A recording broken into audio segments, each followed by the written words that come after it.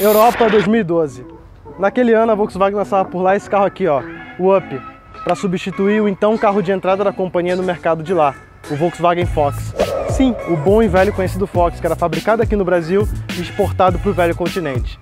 Gebaut wurde der Lupo-Nachfolger in Brasilien. Ele não fez muito sucesso lá, na verdade foi um fracasso. E aí a Volkswagen começou do zero um trabalho para fazer esse carro aqui. E mais uma vez aqui no Brasil, a gente ficou sonhando com um dia que a gente teria um carro com tecnologia europeia e, claro, preço também, né? Mas esse dia chegou.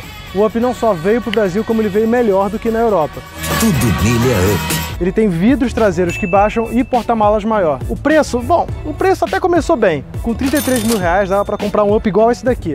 2 portas e da versão Move, que é intermediária. Agora, hoje, 2017, a versão Move não sai por menos de 45 mil reais. O que isso significa? Significa que chegou a hora de você comprar o seu Up. Usado, é claro. Porque eu não sei você, mas eu não tenho 45 mil reais sobrando para dar num carro 1.0. E essa é a pergunta que eu vou responder hoje. Será que vale a pena comprar um Volkswagen Up usado?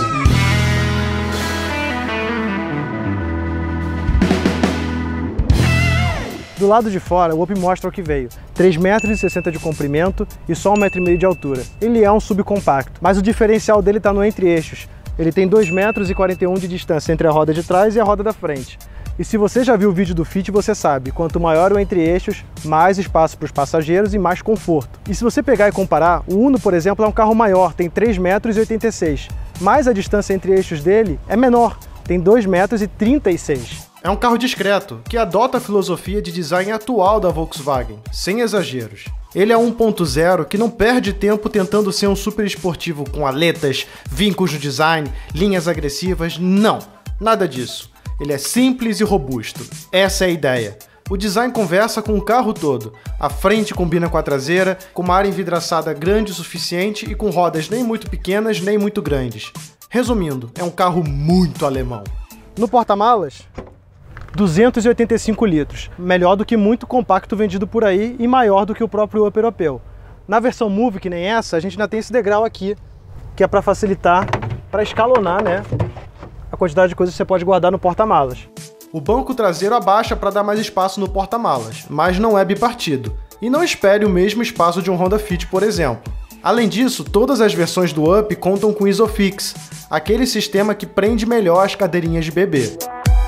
No cofre do motor, mais uma novidade para a época. O motor 1.0 de 3 cilindros MPI. Com 82 cavalos tinha um fato muito interessante, que a revista Full Power pegou esse motor e fez um comparativo com o Uno 1.4 4 cilindros Sporting. E esse motorzinho ficou na frente, ficou com mais força no teste do dinamômetro da Full Power do que o 1.4 Sporting da Fiat de 4 cilindros. Esse carro daqui faz o 0 a 100 em 12 segundos e meio. Um HB20 do mesmo ano, 2012, faz a mesma prova em 14,4 segundos. E não é só o HB20 que manda mal em relação a esse carro aqui não. Tem muitos outros carros que deveriam fazer melhor quando comparados a um carrinho, ó, 1.0.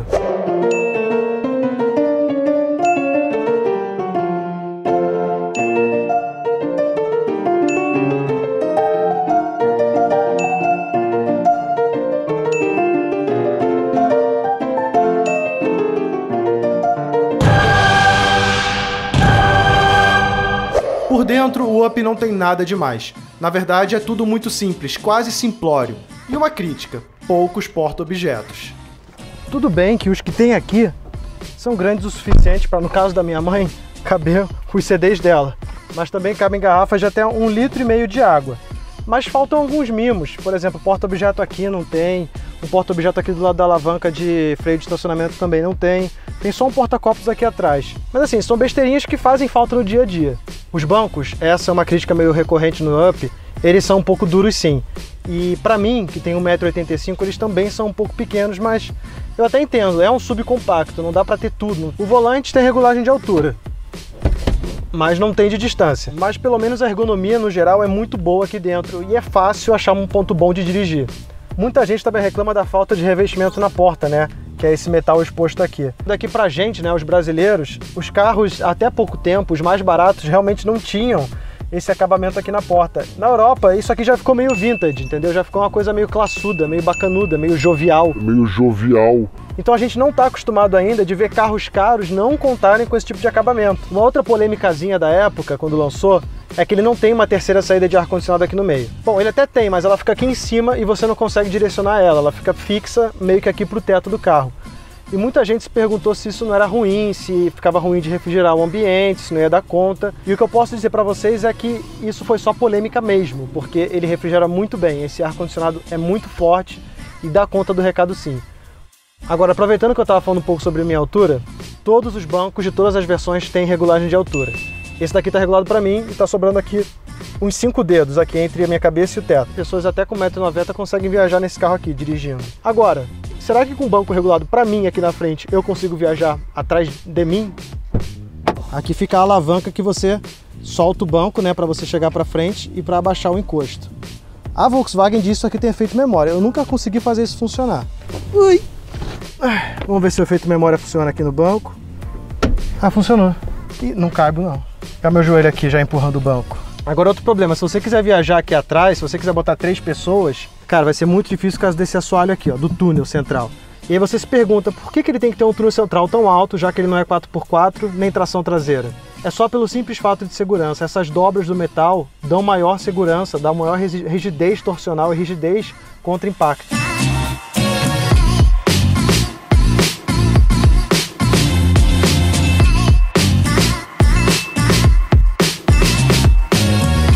Outra crítica que fazem para o carro 4 portas aqui atrás é que só tem a opção de manivela. Então é um pouco chato para um carro de 45 mil reais só ter a opção de manivela, né? E não me vem com a desculpa de, não tem espaço físico para colocar um vidro elétrico. Tem sim, porque existe uma grande fabricante de acessórios automotivos que vende o kit para colocar no Volkswagen Up, para transformar em vidro elétrico.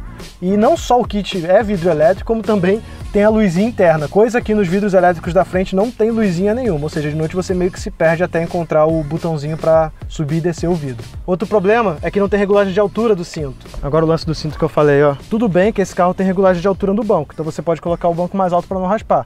Mas o passageiro não tem escolha, o passageiro tem que ser na altura exata para o cinto não raspar no pescoço.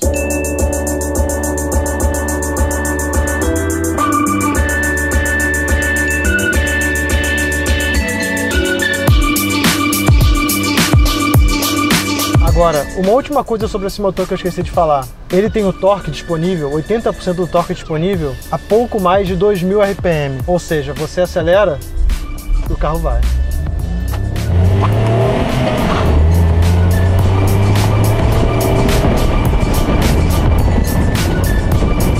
Apesar de ser 1.0, você justamente sente que está dirigindo um carro 1.4.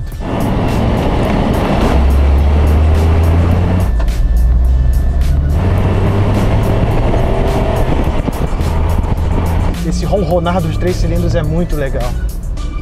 E esse câmbio? Para que comprar um câmbio automático ou automatizado se você tem esse câmbio? Ele entra suave. Parece que tem um alemãozinho lá dentro só esperando para encaixar as marchas no lugar. É impossível errar uma marcha com esse câmbio.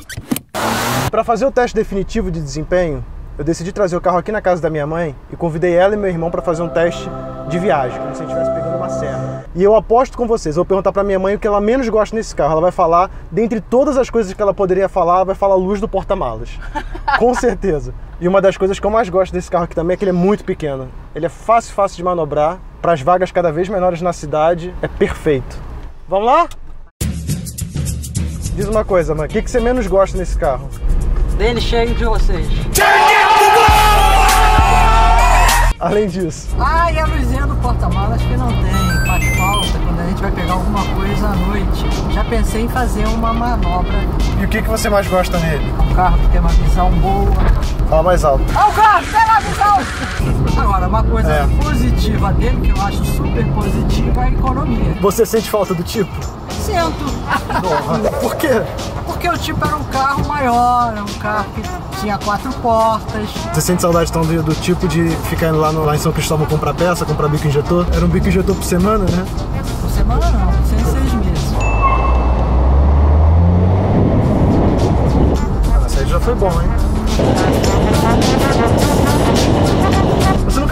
etanol, né? Não. Caiu alguma coisa. Foi a GoPro que caiu. Tá lá. É porque esse carro não tem para-barro nas rodas de trás, né? Então qualquer pedrinha, qualquer coisa que bate, faz um maior barulhão aqui dentro. Ah, não, que isso, para um carro 1.0 a gente tá de ar ligado. Em quarta ele já perde muita, né? Tem um degrau entre a terceira e a quarta. E o cinto aí, raspa no teu pescoço desse lado? Raspa, devia ter uma regulagem mais para baixo, mais para cima. Ele tá subindo bem, né? Ele tem a mesma potência do seu Fit, né? Ele tá bem parecido com quando eu fui aqui também. Se eu tiver que botar a velocidade do carro, ele pode ver fora. Terceira, quarta, terceira, quarta. Na quarta ele perde bastante. Eu ligo o ar e ele já deu uma... Mesma coisa.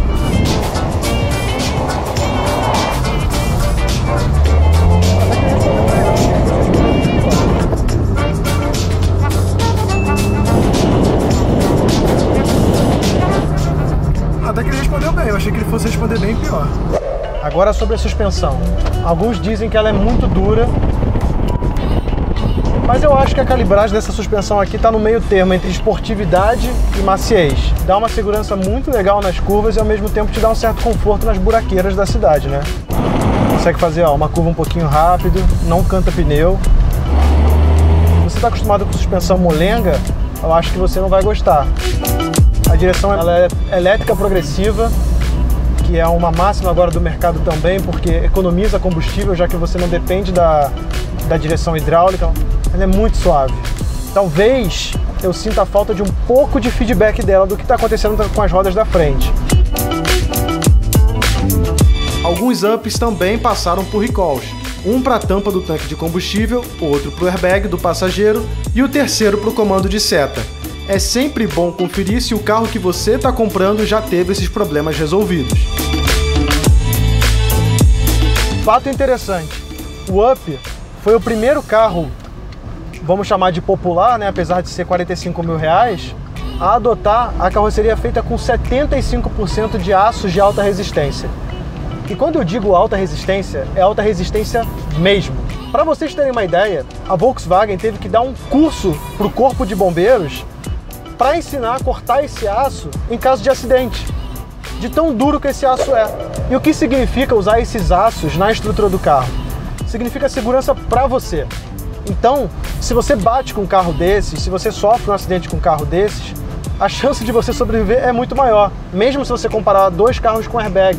Porque o airbag sozinho não faz todo o trabalho, você precisa de uma estrutura para resistir a impactos em volta de você. É o único popular a ter 5 estrelas no teste de impacto do Latin NCAP. E cara, se você não se preocupa com segurança, eu te dou uma dica. Passe a se preocupar. Porque pensa no seguinte, isso aqui é uma caixa de metal e você está viajando dentro dessa caixa de metal e plástico a uns 80 km por hora. Imagina você se acidentar numa coisa dessas sem nenhuma proteção ou com uma proteção deficitária. Resumindo, a compra desse carro tinha que ser obrigatória no Código de Trânsito brasileiro.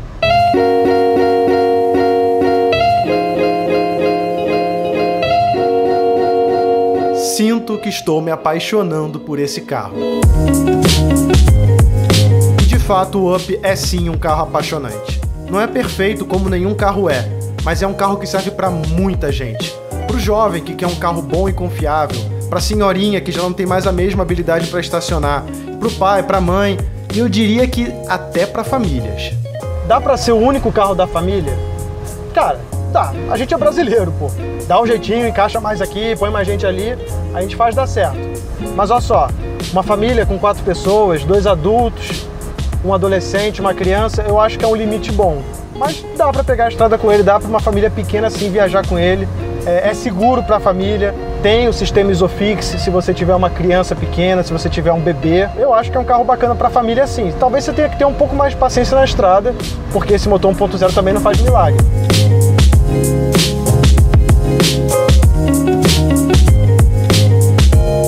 Ele também tem um seguro muito barato.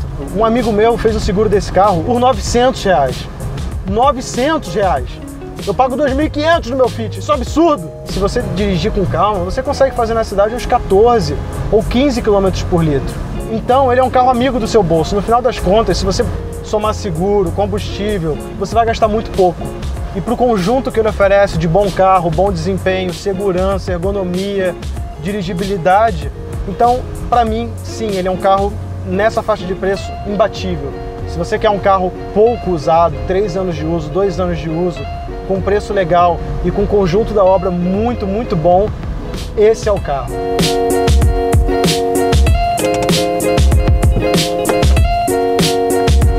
Eu vou falar uma coisa para vocês. A verdade é a seguinte, eu sou um cara que mora sozinho e no máximo levo a Tati dentro do meu Honda Fit, que é um carro que já está começando a sentir o peso da idade, que tem um seguro muito mais caro do que esse carro aqui e que custa quase o mesmo que esse carro aqui no mercado de usados. Esse carro tem um custo-benefício incrível.